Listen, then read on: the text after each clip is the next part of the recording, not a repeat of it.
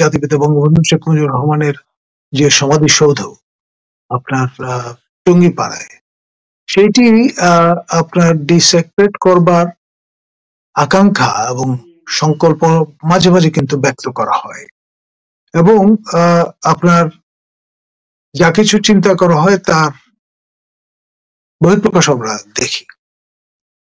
এখন বারকয় আমরা জানি যে গোপালগঞ্জে নানান রকমের মহড়া দেওয়ার চেষ্টা হয়েছে, এবং সেখানে আপনারা জানেন যে বঙ্গবন্ধু শেখ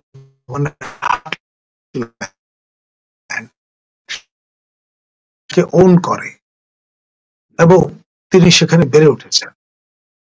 ফলে সব মিলিয়ে এখানে যদি সে ধরনের কোনো হামলা হয় তাহলে আপনার প্রতিরোধের সম্মুখীন হতে হবে, এবং যারা এই চিন্তা করছেন তারা কোমর বেঁধে যথেষ্ট লজিস্টিক প্রিপারেশন নিয়ে আপনার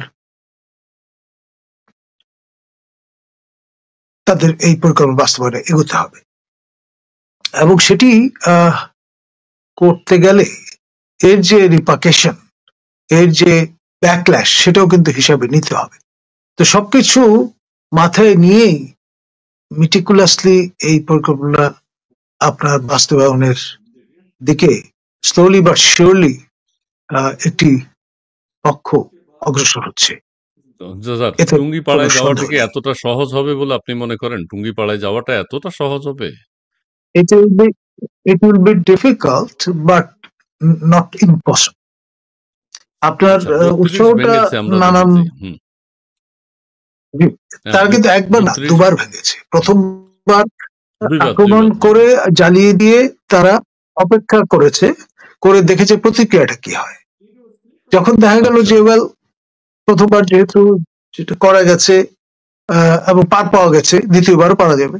দ্বিতীয়বার করতে গিয়ে দেখা যাচ্ছে যে ভাঙা যাচ্ছে না ঠিক মতো, তখন পিনাকির নির্দেশে বুলডোজার নিয়ে আসা হয়েছে, সরকারি বুলডোজার, এবং আমাদের যারা সশস্ত্র বাহিনীর সদস্যগণ তারাও কিন্তু এসেছিলেন, এসে শেষ পর্যন্ত তাদেরও ফিরে যেতে হয়েছে, এবং অবলীলায় পর্যায়ক্রমে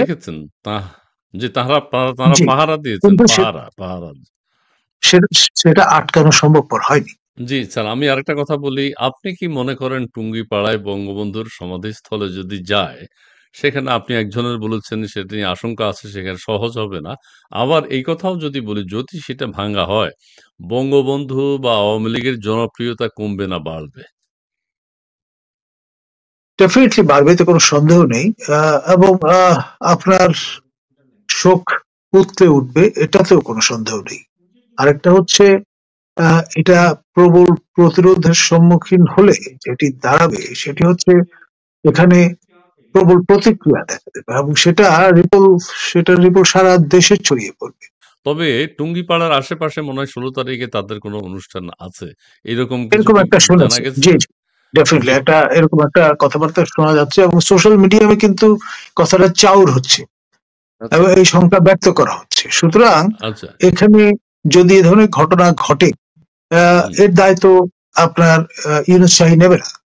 না না, ইউনূস সাহেবের পৃষ্ঠপোষকতাই নাকি হচ্ছে, অনেকে বললেন যে না, মানে ওখানে যদি কোনো ঘটনা ঘটে, আমি যতক্ষণ না ঘটছে ততক্ষণ পর্যন্ত আমি বেনিফিট অফ ডাউট দিতে রাজি আছি, কিন্তু ঘটে গেলে পরে তখন কিন্তু কিল একটাও মাটিতে পড়বে না। এটা কি ধরনের একটা মানে আপনি বলছেন যে হ্যাঁ, এতে আওয়ামী লীগের জনপ্রিয়তা বাড়বে, বঙ্গবন্ধুর শক্তি আরো বেড়ে যাবে, তিনি নেই কিন্তু তার মাজারে আঘাত করা বা তার সমাধিস্থলে আঘাত করা, এটা আওয়ামী লীগের জনপ্রিয়তা দিন দিন বেড়ে যাবে। আচ্ছা যাই হোক, যদি বেড়ে যাক বা কমে যাক সেটা কথা না, কিন্তু এই ধরনের নৈরাজ্য, ন্যাক্কারজনক ঘটনা মেনে নেওয়াটা কতটুকু স্বাভাবিক বলে মনে হবে? কিন্তু আমাদের দেশে ঘটে চলেছে। দেখুন, আপনার এখানে যে অবস্থাটা বিরাজমান, এখানে আমরা এখন সর্বংসহা হয়ে গেছি, এবং দেখতে দেখতে উই হ্যাভ হার্ডেন্ড আওয়ারসেলভস।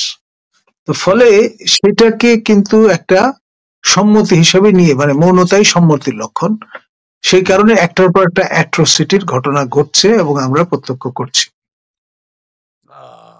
যাক, আমরা চাই প্রিয় দর্শক আপনারা যারা আমাদের সাথে এই গভীর রাতে যুক্ত হয়েছেন বাংলাদেশ থেকে এবং পৃথিবীর অন্যান্য প্রান্ত থেকে যারা যুক্ত হয়েছেন আপনাদের সবাইকে অনেক ধন্যবাদ জানাচ্ছি। সেই সাথে কলিমুল্লাহ স্যারের আর কোনো বক্তব্য যদি এই মুহূর্তে আর না থাকে আমরা শেষ করতে চাই এবং আমরা যে মাজার ভাঙাভাঙির যে চর্চা শুরু হয়েছে এটির অবসান চাই এবং দেশের মানুষ এটি কোনোভাবে ভালোভাবে নেবে না।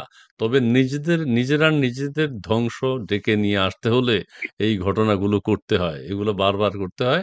বারবার করতে হয় মানে জাতির পতন হচ্ছে না, দেশের পতন হচ্ছে না। যারা করছেন তাদের পতন হয়ে যাবে।